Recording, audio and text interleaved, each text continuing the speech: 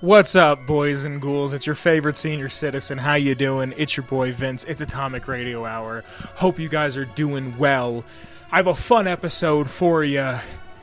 Welcome to the program. If you like the show, consider checking out the Patreon link below to the Ghoulman Entertainment Patreon, which every episode of Atomic Radio Hour is brought to you by, but a little bit more on that information later. How are you? You look fantastic as usual. I hope the year is shaping up to be primo for you.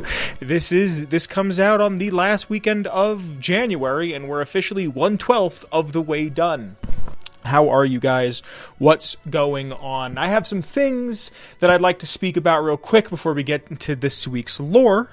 So if you'd allow me, if you've been sticking around, I've been very much harping on the idea of nostalgia this year. It feels like a very nostalgic year. I'm trying to think of what 2004 was for me. I don't know. I don't know why this has just come up, but this theme of all this. You know, you have to make it up to the inner child in you. And not even saying make it up as in something had happened or something went wrong, but just you have to talk to that inner child. That inner child needs to be spoken to and needs to be told that, hey man, everything's going to be A-okay as long as you just kind of go with it. Good things happen when you choose to stick around. It's kind of my mantra for this year. You're not supposed to tell people your mantra, but anyway. I got myself a Series X a little while back, and for a time I thought that I was going to be completely done with Microsoft. I didn't think I was going to own an Xbox. I didn't think I was going to be excited to be playing anything on Xbox. And eventually I got to the point where the Series X is powerful enough where it can play all the next-gen stuff that I want to play, and there is nothing on PlayStation that I really find myself needing to play. So it is really... I've played... I'll get a PlayStation when The Last of Us Part 3 comes out, or maybe one or two other things. But I played the new Spider-Man with my brother. I played the new God of War with my brother. I feel like I don't have anything else that I have to play that's a PlayStation exclusive, and I have the Series X. And not Christmas, but the time before, I actually went home for my birthday. It was kind of a last-minute thing. I didn't really talk about it on here. But in November of last year, I went home and I found my old Xbox and I brought it back to Colorado with me with the sole intent. I didn't even know if it worked. I just threw everything in my backpack and said, I'll figure it out when I get there. And my sole intent was to get my old Xbox Live account off of that Xbox and onto the Series X because I wanted to see what was on there. I wanted to see... I come to find out I had 20,000 gamer score, which may seem like a lot, may not seem like a lot. I believe Kyle has upwards of like 8. Actually, let's check. I have the app on my phone. Let's check. I know I have somebody on my friends list that has over 100,000. Oh, geez. Kyle's got a lot more than I thought. Kyle's got 130,000 gamer score. I have 20,000. And I remember back in the day when Kyle had like 76,000 being like, Kyle, I'm coming for you. He's like, you're not going to get me. And I was like, I'm going to try. And I remember just achievements being like a big deal for me for a little while, not to the point where I was like, oh, I'm going to download that Avatar game and get a quick 1,000 gamer score, but just it's cool to see all of these games that I had played. And you know, my favorite game ever being Fallout 3, I wanted to see the achievements that I had and what I still needed. And I'm sitting there and I'm thinking about it. I'm looking over things and I'm going through all of this. And I go to the very, very, very, very, very, very, very bottom of the list. And I'm missing, I think it's like 8 of them. One of them is Trouble on the Home Front, which I don't know how the hell I don't have that when I know I did the quest like at least 3 times. I don't have Trouble on the Home Front. Even more buck wild, I don't have, for some reason, I don't have win 50 speech checks, pass 50 speech checks. I don't know how I don't have that when every character that I've ever made for Fallout 3 more or less has had points in speech to get by certain things quicker. I didn't have that, and then I don't have those are the only like 2 gameplay ones I don't have, and then I don't have like hit level 8 with neutral karma, hit level 8 with good karma, 14, 20, and 30. Like I have to hit them with like certain levels of karma, and I haven't done it. And that's kind of like one of my goals this year. Like when I sit down with Kyle at the end of the year, I would like to talk about how I went through Fallout 3 and got all of these achievements. And I'm going to see I'm not going to promise anything because I'm not sure how it works. I have the app on my phone, like I said, and I think I can get uploads from my Xbox to there. you can see that it has, some of them have dates and some of them don't. Like, I know the first game that I ever got for the 360 was Halo 3.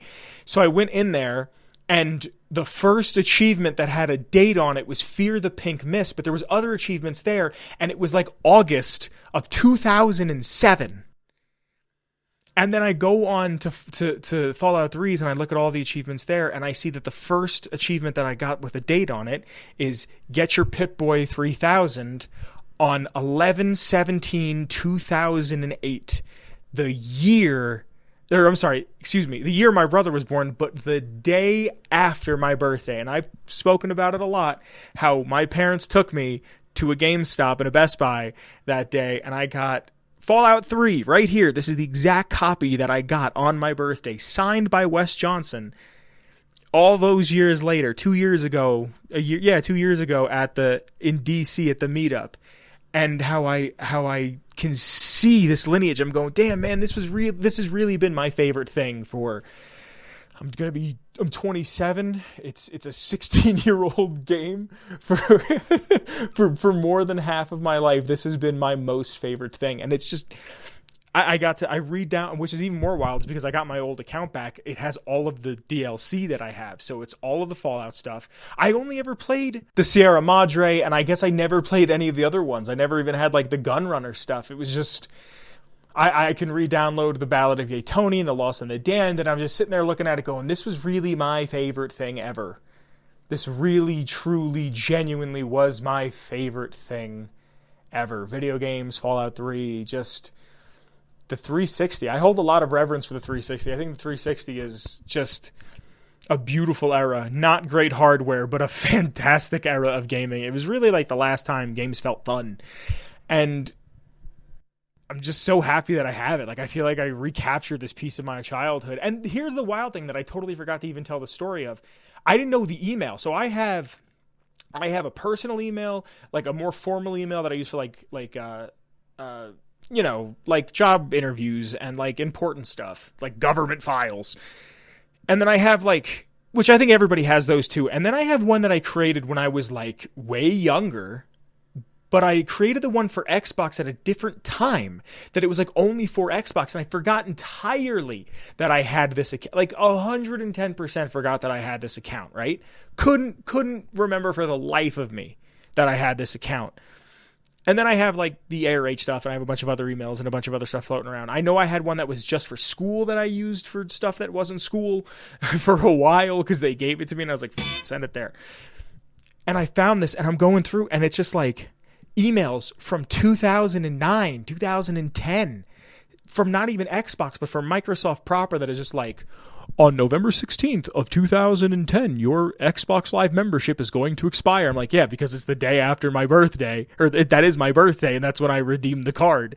Like, it's just, it was a nice little trip down memory lane, and now I have all of my old stuff back, more or less. It's not, but what's even more wild is that I went on this email and I got all my stuff back. I'm like, cool, now I have this email, but then I'm looking through my friends list, and I had to get on my 360, so I plugged my 360 in, and it turns on, it just goes,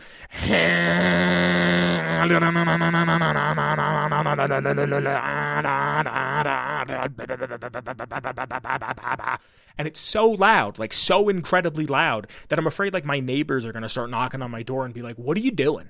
Like, are you trying to build like a propulsion jet engine in your living room? And I finally got on, but I'm going through all of my friends lists, and I'm saying like, oh my God, that's this guy, and that's that guy, and this is this fella, and that's that dude, and I haven't seen this kid in forever, and oh my God, I used to play Xbox with him all the time, and this is the guy I used to bother about Fallout 3 stuff that I don't even remember how we met. I just used to text and be like, hey pal, how do you do this, and how do you do that, and how do you do this, and how do you do that? What a time to be alive it is, everybody. Thank you for joining us. Some things we got to get into real quick. I really want to get in today's lore, and I feel like today's lore is really going to fit with the theme so far of this episode. The ideas of nostalgia, collecting, toys, as I point at my shelf that is not on camera, of my toys. Just these themes of things and stuff. But before I get into that, I have to thank a couple people, and the people I have to thank support me, support the show on Patreon, the Ghoulman Entertainment Patreon. Below, if you like the show, there are links in the description to the Patreon. Check it out. There's the $1 tier all the way to the $10 tier. And at the $10 tier, you can sit in and listen to these episodes get recorded live. And you get to become part of the show. I open the chat up. You can come in. You can correct me. You can say, hey, how do you feel about this? How do you feel about that? You become a part of the show. And you can change your pledge at any given time. You don't have to be at the $10 tier. You could be at the $1 tier. You could be anywhere in the middle. It doesn't matter to me. I appreciate the fact that you even listen to me yell at a microphone and a camera on the internet. I have to thank some people, but like I said in the description, check it out. Or if you don't have the money, totally understandable. Show this podcast to a friend. Put it on Reddit somewhere. It's highly appreciated either way. But real quick, the people I have to thank, starting at the top, I have to thank the OG Noah. Thank you, Noah. After Noah, I have to thank Marcus. Thank you, Marcus. After Marcus, I have to thank Mellow Milhouse. Thank you to Mellow Milhouse. And last but certainly not least, we have to thank Captain Lennox. Thank you to Captain Lennox. Like I said, because of their support, the show continues to grow and get bigger and better and stronger and harder and faster and longer. I love you guys very, very much. Thank you for being a part of this process. Now, for this week's lore, like I said, I just talked about nostalgia. I just talked about toys. I just talked about these things that I held close to myself as a youngster, a young man, a small individual. I was never small, who we kidding? A medium-sized individual who was trying to figure out where his place in the world is. And I think that's all we ever do. I have a feeling on my deathbed, that's when I'll get it. I think the moments before I take my last breath, I'll go, that's who I am. It's who I was. It's who I always will be.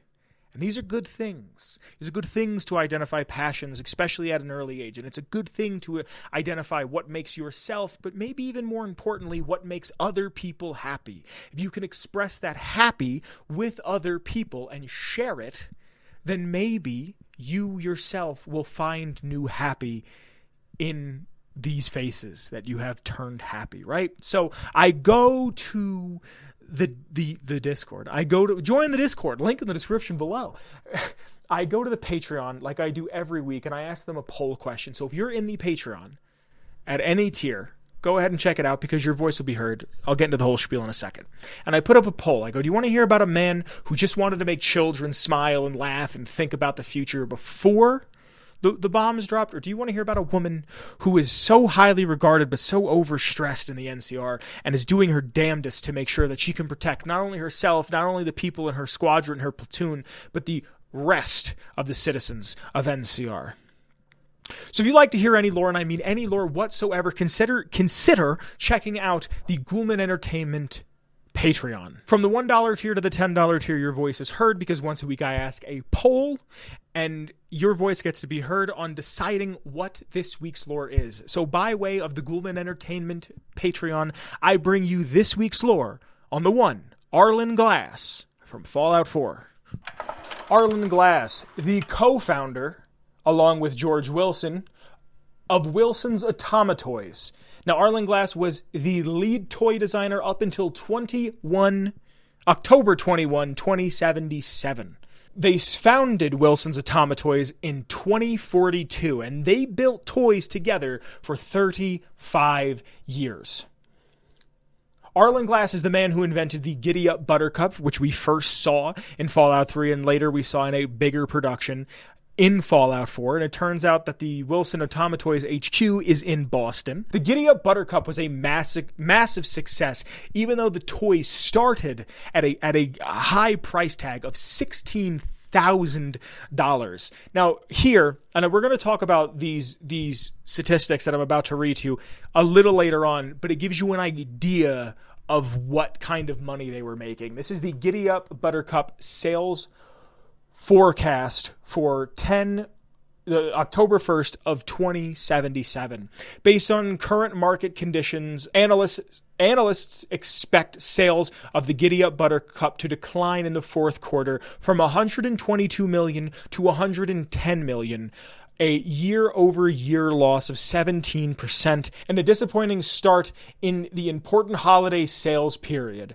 Brand stagnation and brand sterilization at the current $16,000 price point are blamed for the continuing decline. I want you to just focus on, listen to what I said there, but I want you to remember what I said. That's a direct quote from the wiki, the Fallout wiki, fallout.fandom.com, the Wikipedia, if you will. That's where I get all of my lore. It's a direct quote, but I want you to remember the numbers of 122 million and 110 million.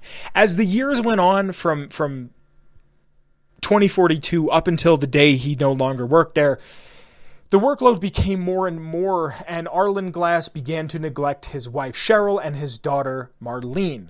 Now, George Wilson, the man who founded the company with Arlen, was just as involved with the company as Arlen, if not more, to the point where he was missing his son Mark's graduation, his birthdays, even his wife, Mark's mother's funeral, he skipped out on to go to work more.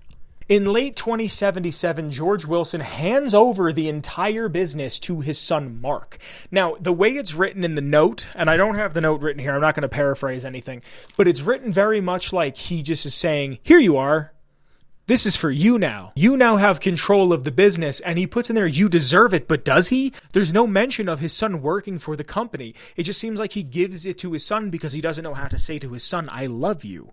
He doesn't understand how to say, I'm sorry for prioritizing work over you, and more importantly, your mother. And it just seems like Mark is given the keys to Eden without any sort of repercussion. Now, Mark is bitter about the entire toy business because of the contempt he has for his father. Remember the numbers that I brought up earlier? I said 122 million to 110 million. Those numbers were faked numbers. Arlen, when he finds out about these numbers, responds in an email that is a draft that is never really sent out because it's a draft. It says, draft Salesforce. This is paraphrased now. I don't believe these numbers. We've had solid sales for years. What happened? Ellipses. We need to expand our market. Premier editions, collectible variants, maybe even a boys line, ellipses. But I can't do this alone, Mark. Your father and I collaborated on everything. I don't know what the hell you've been doing for the past year. So here it seems like, just in the time that Arlen he's not in charge. He's not the president. The president was George Wilson, and he just gave the presidency to his son so he could run this company. And there sounds to be a little bit of contempt in the way he writes that, because it seems very much like, hey, why are you just not working with me on this? I want to work on this. And because Arlen is the reason, more or less, if he never got into business with his father, more or less is the reason why he never had his father around, he's just kind of shirked him to the side, to the wayside. Now, Arlen wanted to bring out mythical horses as a boys line. He wanted to have a premium princess pony. This kind of very much feels like if you took how like Barbie and G.I. Joe was and then added in My Little Pony into that. He wanted tie-in promotions with Hubris Comics, Nuka-Cola, Vault-Tec, just different ways. He thought maybe we could have a red pony, which honestly, Barbie had soft drink promotions all the time. If I remember correctly, there's a Coca-Cola and a Pepsi Barbie. That's playing both sides. You can't be a Crip and a Blood girl. What are you doing? Now, intro the Scythe program. And again, Mark Wilson is so incredibly unhappy with his father and the life that his father has left for him. The Scythe program is a classified U.S. production program directed by Colonel Thomas Nelson of the Department of the Army. The program would nationalize privately owned manufacturing companies under the idea of steady profits. A toy company was about to start making toys of destruction. They were about to start making weapons.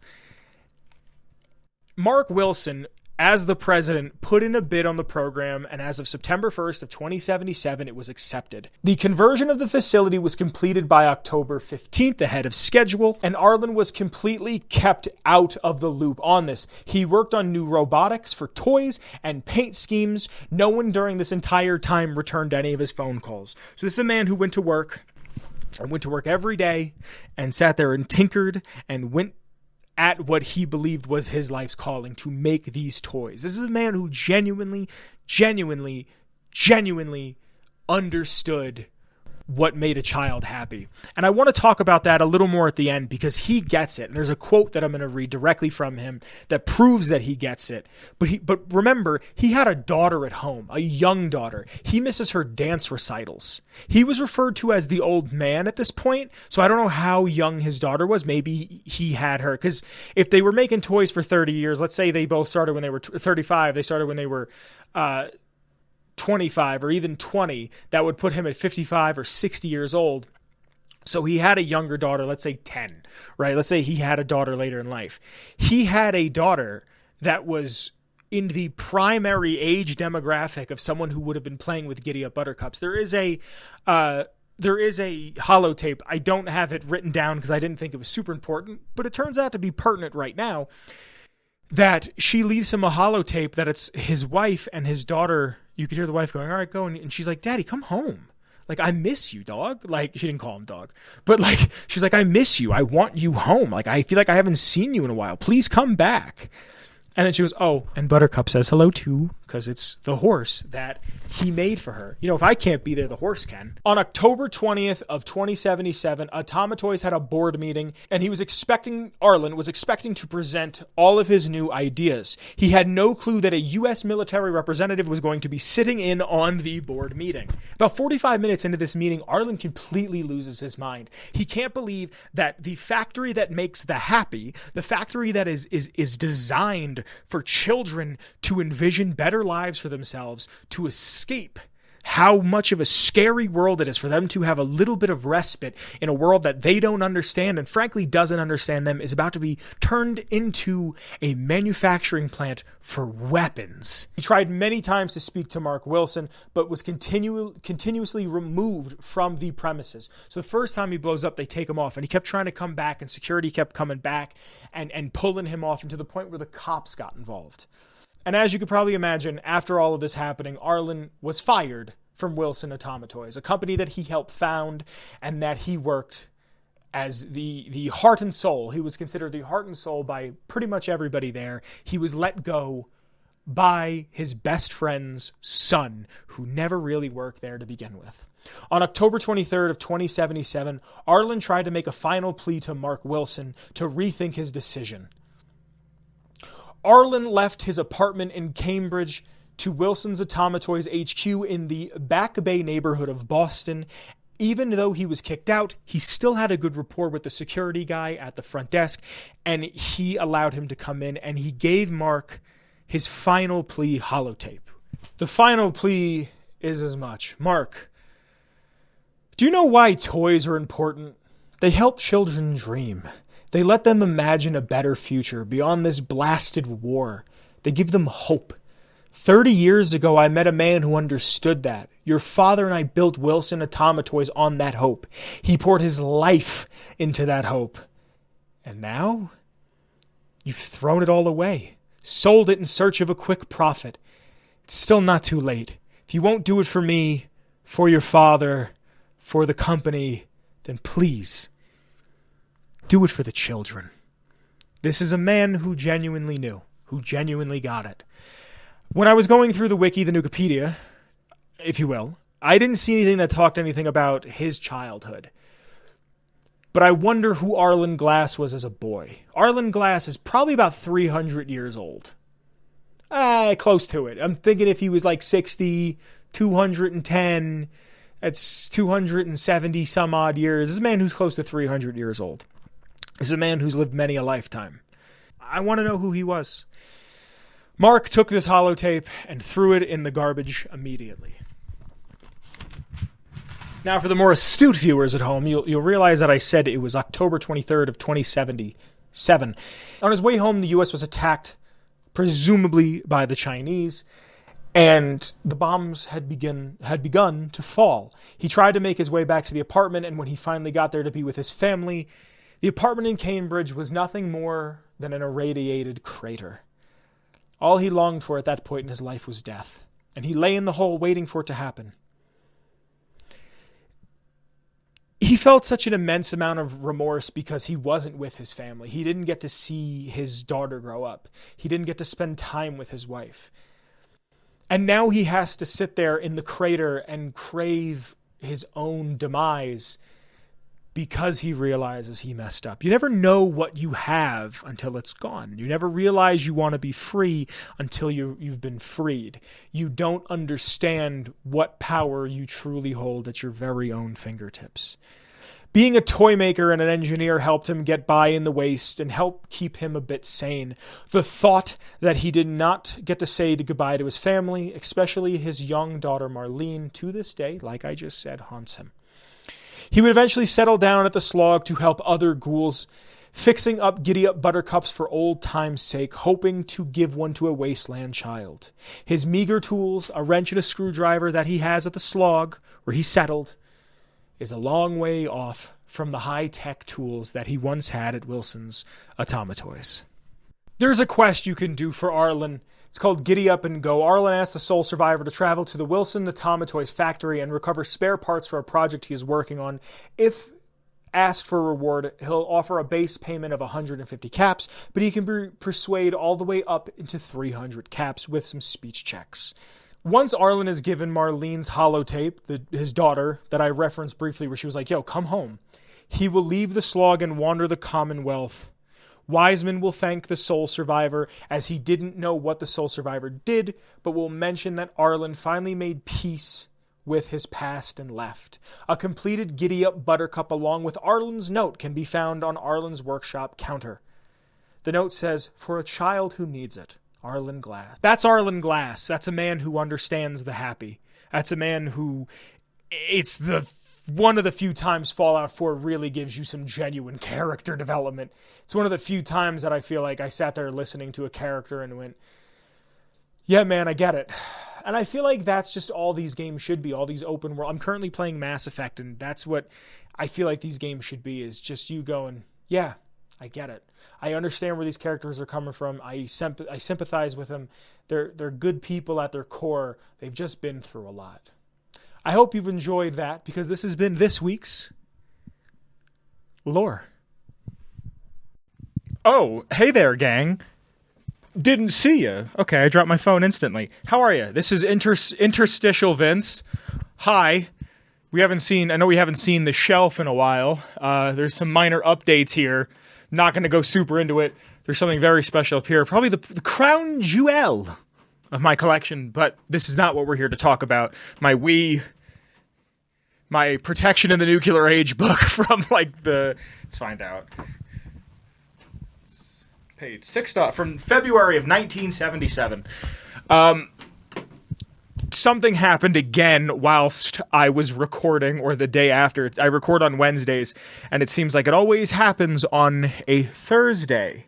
And if you haven't heard the news already, Microsoft, as a company as a whole, has laid off 1,900 people, 1,900 people. Almost 2,000 people have lost their jobs this week. As of the day of the release of this video, this week, almost 2,000 people have lost their jobs at Microsoft, and I want to read a little bit about it. I want to talk a little bit about it by way of The Verge. This is an article written by Tom Warren. Kyle sent me this. He sent me a couple tweets about it, and I said, oh, Papa, could you send me the whole article? So this is coming from TheVerge.com, again, written by Tom Warren. There will be a link to this in the description below. Microsoft is laying off 1,900 employees at Activision, Blizzard, and Xbox this week. While Microsoft is primarily laying off roles at Activision, Blizzard, some Xbox and ZeniMax, that's our guys. ZeniMax employees will also be impacted by the cuts. The cuts work out to roughly 8% of the overall Microsoft gaming division that stands at around 22,000 employees in total. The Verge has obtained an internal memo from Microsoft's gaming CEO, Phil Spencer, that confirms these layoffs. Now, mind you, this merger just happened, right? Finalized and went through. It's been a little over 3 months since the Activision, Blizzard, and King teams joined Microsoft. As we move forward in 2024, the leadership of Microsoft Gaming and Activision Blizzard is committed to aligning on a strategy and an execution plan with sustainable cost structure that will support the whole of our growing business. Together, we've set priorities, identified areas of overlap, and ensured that we will all align on the best opportunity for growth. As part of the process, we have made the painful decision to reduce the size of our gaming workforce by about 1,900 roles out of the 22,000 people in our team. So about 20,000 people still work there. The gaming leadership team and I are committed to navigating this process as thoroughly as possible. The people who are directly impacted by these reductions have all played an important part in the success of Activision, Blizzard, ZeniMax, and the Xbox teams. And they should be proud of everything they've accomplished here. This is not the quote, this is me saying this.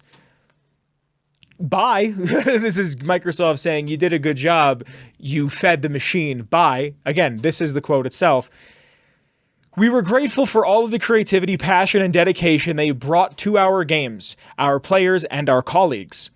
We will provide our full support for those who are impacted during this transition, including service benefits informed by local employment laws, so the bare minimum. Those were, again, that was me. The bare minimum part was me, not the quote. Those whose roles will be impacted will be notified as we ask that you please treat your departing colleagues with respect and compassion that is consistent with our values. Looking ahead, we'll continue to invest in areas that will grow our business and support our strategy of bringing more games to more players around the world. This, again, me, not the quote. They're pushing Game Pass so heavily. Nobody owns a game. Everybody pays $20 a month to have unlimited games. So they're going to fire half the people. So your games are going to come out like Redfall, even more broken because there wasn't enough people or time or resources to work on it. Back to the quote here. Although this is a difficult moment for our team, I am confident as ever in your ability to create and nurture the games, stories, and worlds that brings players together. Phil. That's the quote right there. Don't get it twisted. The video game industry is an industry. It is a thing that produces money. It's a thing that makes a product to be sold to a customer. Whether it's sold as I go to the GameStop, Best Buy doesn't even have physical media, or a Target or a Walmart or some sort of, I don't know, does Lidl sell video games? I feel like Lidl and Aldi's outside of the US sells everything. You go to a storefront, brick and mortar establishment to buy something, I physically own it, or I can lease it, and that's their entire business model. And they thought, hey, because this is going to get good. Hold on. Wait till you hear what I'm about to say to wrap all this up. This business model is going to just make Microsoft more money. I feel like nobody read The Tale of King Midas. I don't know if it's considered just a short story, a fable, what have you. I don't know. Also, with all this happening, another quote from the article here. As many of you know, Mike, as in Mike Yarba, spent more than 20 years at Microsoft, and now that he has seen the acquisition through Blizzard's president, he has decided to leave the company. So the president of Blizzard is like, yeah, I'm done. I've made my money. He probably made a stupid amount of money with the merger, and he was like, yeah, World of Warcraft hasn't been fun in years. I'm out.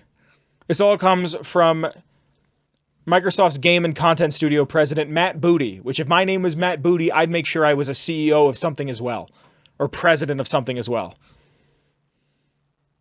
So I bring this up because it's sad, because so many people within the video game industry, and I feel that I can speak about this because I'm someone who enjoys video games and enjoys the process and enjoys art as a whole.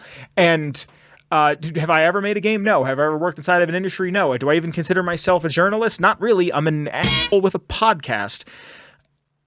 I think we're going to continue to see this because as a tweet that I saw on Twitter, which, you know, isn't always the most reliable source of information, but I see from the Spectre Index on Twitter, Justin, Microsoft is closed with $3 trillion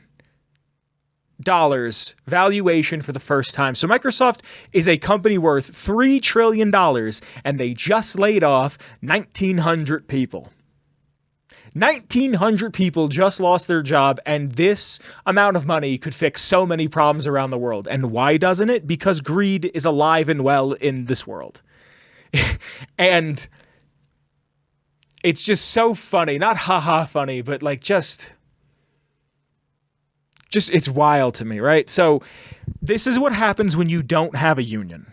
Layoffs can happen even with a union. As long as you're doing your job and you're under a contract, it is harder to get you fired. And this is why I think the games industry will slowly move into either union work or it's going to just be indies and AAAs.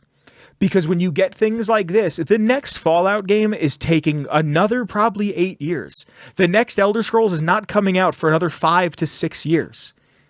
We are not like GTA 6. Yes, GTA Online prints money. To this day is continuously printing money. But we've waited. It was 2013, I think, when I was like balls deep in high school. Like I was in the middle of it. GTA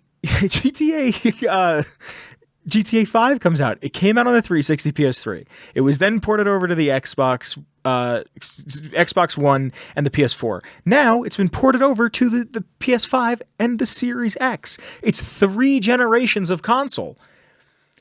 Because it prints money. We are only going to get these big games. I saw something recently that, like, I believe it was Ratchet and Clank. It was a leak from PlayStation. Ratchet and Clank made like $5,000. Like, if that. Like, it made nothing. Like, it made its money back and then a little bit on top. Like, it made enough. I want to say it was Ratchet and Clank. I forget what Sony game it was, but it was a big name game, or it was God of War something. It was a big name and it made nothing back. So we're going to hit a point where I feel like it's going to be like, I feel like 2024 is not going to have any games. The only thing that has come out this year is Power World. And I genuinely cannot think of anything else that's supposed to come out this year that I would be even remotely excited for. Like, genuinely off the top, I can't think of anything. So we're going to hit this point, right? Now, here's where it like comes into the Fallout sphere. This is my favorite thing ever, as you can tell from the virginity protecting plastic, metal, and glass dust collectors that are behind me. These things mean a lot to me, especially this here, which I brought up earlier. All of these things mean a lot to me. This is actually, I don't think I've ever shown any of my collection off. This is a UK pre-order bonus for Fallout 3. It's just super exciting that I have one in my collection. Sorry. They're not expensive, but I never thought I'd own one because they were for the UK. This is my favorite thing ever, and I'll put it on screen right now. It's a picture of me at the Fallout meetup in DC, the cosplay meetup that was hosted by Ken of Chad, a Fallout 76 podcast, where I got to meet Wes Johnson, and right there is me and Wes Johnson, and my brother and my mom are also here, and if you can also see from the picture, I am next to Lady Devon, a streamer who was also just a huge part of the Fallout community and was a community manager, and she got let go in all of this. So the woman who was... there's also a picture, I don't know if the official Fallout Twitter or Instagram or someone had posted it or they retweeted my post. If I can find it on my phone, which I know I can, I just looked at it earlier this day. I'll put it on the screen. Here it is. It's me, a woman who works for Bethesda, Wes Johnson, and Lady Devon all together taking a picture. And now this woman just doesn't work for Bethesda because of corporate greed from Microsoft. And like, you know, oh, don't yell at Microsoft. They didn't do anything. They're just trying to make sure that they're a company, they're a conglomerate. They've done this and it has affected people in a monetary way. People who make games, community management people make a lot of money, don't get me wrong, but still these people make a lot of money. The average American cannot afford housing in my country. In America, the average American cannot afford housing. In other countries, they have safety nets that protect people so this doesn't happen. Not in my country. In my country, we're not that lucky. Things like that just don't happen for some people. And this is one of those times where even someone who's making $100,000 a year, you hit a point. DC is expensive. I love DC. If I could live in any city in America that isn't Colorado right now, I'd live in DC.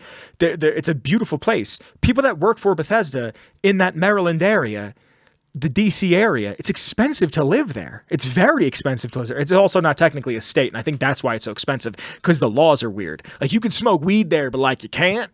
And like, I don't know, but you can't vote. Like, if you live in DC, you're a DC citizen. You're not technically a citizen of the United States. you're a citizen of the of the United States of America's territories. So you can't vote for presidency, but the president could be your neighbor, which is wild. But it's an expensive place to live. It's an expensive place to work. The food there is fantastic. It's just, what do you do, man? Like, you really feel like you're looking down the barrel of something when you hear about this, because if they're coming for people that make a lot of money, they're coming for the lower wage workers. Your school janitorial is going to be taken over at some point by robots, by Roombas, essentially Roombas. They're going to cut the hours because it's going to be Roombas going up and down the halls and cleaning floors, and the guy only has to come in 2 times a week to squeegee the windows and what have you.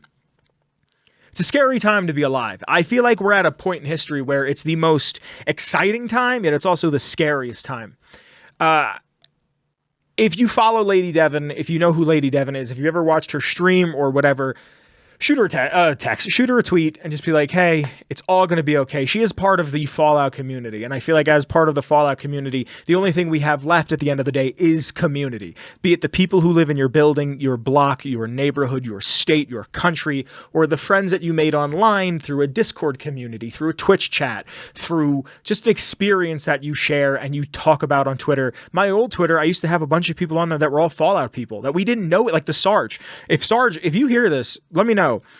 We go way back. We go back from my old Twitter account when we would talk about Survivor 2299 stuff, Draco Deathclaw. Like, these are the guys that I would talk to. I would have conversations with. I had been not like serious, but for me it meant something at the time because I was like 15, 16, and Fallout was my favorite thing, still is my favorite thing in the world. And I would like have these little tweet threads that had like Lone Wanderer in it and had Mr. Maddie Plays and like, these people in it, this community of people. Now Maddie does a bunch of other shit, which is good. I'm not saying that like in a derogatory sense, but it's like, this is the community that I've been around in. This is the community that I've been a part of. And I'm just happy to be a part of something that is continuously looking at the thing that we love, and the world that we live in is slowly becoming it. The greed is becoming more, the danger is becoming more, and all the things that we love that these games are parodying and they're commentating on is slowly becoming more and more. And there's really 2 sides of the Fallout fandom. The people that are incredibly hopeful, incredibly positive, incredibly willing to help out their fellow Fallout fan, and the people that are just Fallout 1 and 2 in New Vegas are the only things that ever exist. Anything that you play that is not Fallout you, which I don't agree with. I agree with having a favorite, but at a certain point, you have to look at things from a different perspective because the same people weren't going to work on all of the Fallout games, even if they continued to make them up until this point. Things evolve and change over time to meet the demands of the public. Let me know what you guys think in the comments. I'd love to hear from you about this. It's a sad thing that has had to happen, but it's something that has happened, and I wanted to speak about it. So again, this is the shelf. I don't think I ever actually said what this is up here. Sorry. This is a sealed first edition pressing of Fallout 3. I'm not going to pick it up because I've showed it on the show before, because I don't want to fuck up with the wrap, but it does say do not sell before the release date of Fallout 3. Here's the shelf. Here's some stuff. You can't even see the top of it where I have the New Vegas collector's edition. This is the whole thing. Oh, look, Lady Devon gave me this. It's a little dusty. She gave me this beanie that I've like never worn for Fallout 76 Wastelanders. That my mom has like 2 of these at home too. This is the Raider one, and she has the civilian one. What else do I have down here? Where is it? Oh, here's a Vault Boy mask signed by Wes Johnson. This I want to give away. When I hit like 1,000 subscribers, I want to give this away. So, show this to your friends. I got a whole stack of them. Fallout 5.0 was just giving them out. I got a bunch that I want to give away. But yeah, that's really all I had to say about that. This is the shelf again. I love you guys. Enjoy the last segment of the show. It's not super long, but thank you for sticking around. I love you. I've never tried this before, and since we're here, in the comments, I think it would help us out tremendously to help the show get a little bit better so I can give things like that away. Also, I have a bunch of stuff right here that I've been meaning to give away, and I have to figure out how to do it. If you've made it this far, leave a little radioactive symbol in the description, in the comment section. I just want to see if anybody does it. And I want to see if it helps us in the algorithm, because, nobody wants to work. Everybody wants to do fun like this from home. All right, guys, I love you. I will talk to you soon. See you later. Bye.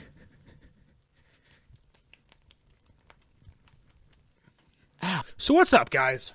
Welcome to segment 3. I hope you guys are doing well. No spoilers, please, but I've been playing Mass Effect. I bought the trilogy, the Legendary Edition. It was $9 for 3 games. With tax, came out to like $10.40 something. So $3.33 a game. Excuse me, I don't know what that was.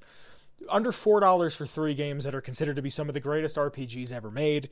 And big open world RPGs are kind of my thing. And I've never played these. I actually rent it, which is funny because I talked in the first segment about how I have my Xbox account and everything back.